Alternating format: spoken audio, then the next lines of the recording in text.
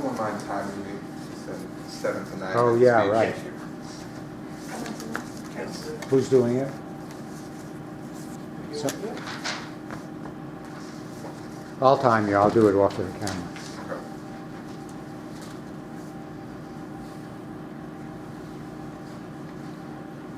Imagine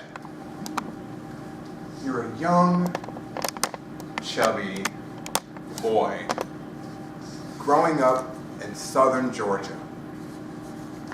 Now, southern Georgia is a place that's known today for great culture, great music, great food. That's the chubby little boy. But 40 years ago, it wasn't the same place. Atlanta was a little bit more rough around the edges, we'll call it. Now, this little boy was a native Spanish speaker, and he enjoyed spending time with his family. A lot of times his family would celebrate with food. So he didn't know that he wasn't supposed to eat all the things that would help him maintain that little chubbiness. So he just ate whenever he felt the urge. Now AJ always had a dream. Strangest dream. But for some reason, he fell in love with Arnold Schwarzenegger as a child. And AJ said that one day he was going to be Mr. Olympia. Now imagine this. The year is 1985. And you got this little pudgy guy, right? Little guy. 5 years old, 60 pounds, right? I don't know if you all have children or not, but 60 pounds for a 5-year-old is it's a little heavy. He sees Arnold Schwarzenegger and all of a sudden he's going to be Mr. Olympia. Fast forward about 10 years. The year, 1995, it's the hip hop era. He's into the music, he's into the culture. He hasn't gotten into the gym. So we're looking at him, and his friends would often say, "Hey, look, this is Mr. Olympia here."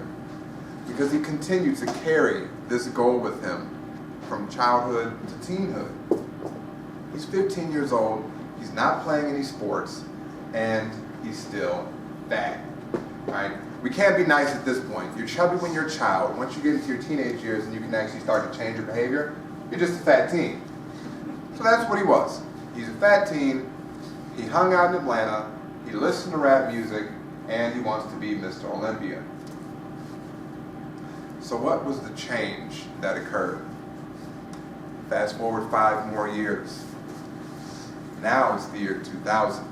This has got to be the year when things start to change. AJ actually went to college.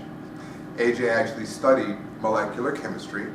So he's a brainiac, but he's still overweight.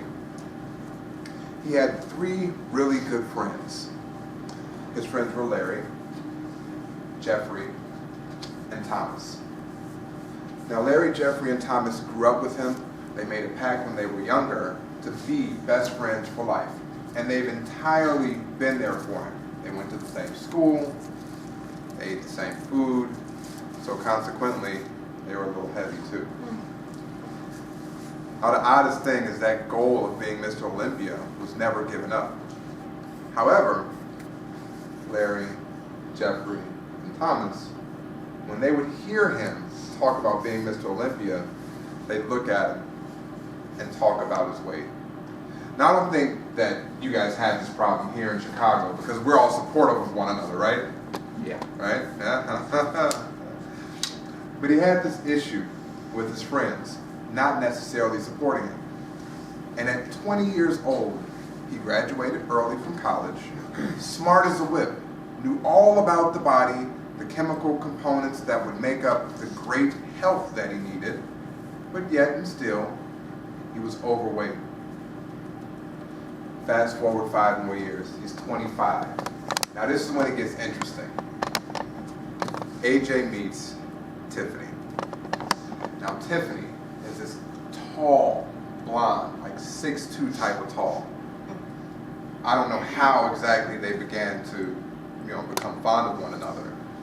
But again, here he is, heavy-set guy, tall, blonde woman. And I mean, just the most amazing figure. You look at the two of them, you would think this would never be. AJ found his motivation. AJ started going to the gym 4 days a week. He ate vegetables primarily. He cut down on all the junk food because clearly she was into health. AJ even started retraining his mind on the things that made him eat emotionally in the first place. This is from 25 to 35.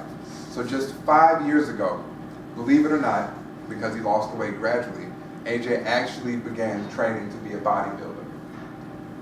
Now the thing about this story that's the most amazing is that everybody knows an AJ in their life. Everybody knows that person that maybe had a goal as a child, had a goal as a teen, but just fell short, had a goal as an adult, and just fell short. Now this isn't to say that women are the entire motivation for a person reaching their goals and dreams, but there's always something. In AJ's case, it just so happened to be Tiffany. He had great friends around him, but they weren't the most supportive at times because maybe they didn't understand his struggle. But he found that person in his life that understood exactly what he was going through and was there, was supportive, and also served as motivation. The moral in all of this is that just last year, AJ became Mr. Olympia, right?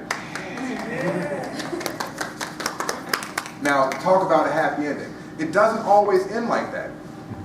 The point is that if you have that person in your life, or you get to be that person for someone else, encourage them. Be there for them.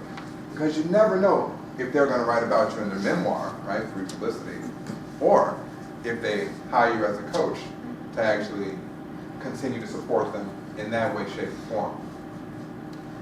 AJ's been Mr. Olympia now for 1 year, and he's training for a second year, and he's looking at taking that stage this June. Ladies and gentlemen, be that Tiffany, find your AJ, and make a difference in someone's life. Mr. Toastmaster. Okay.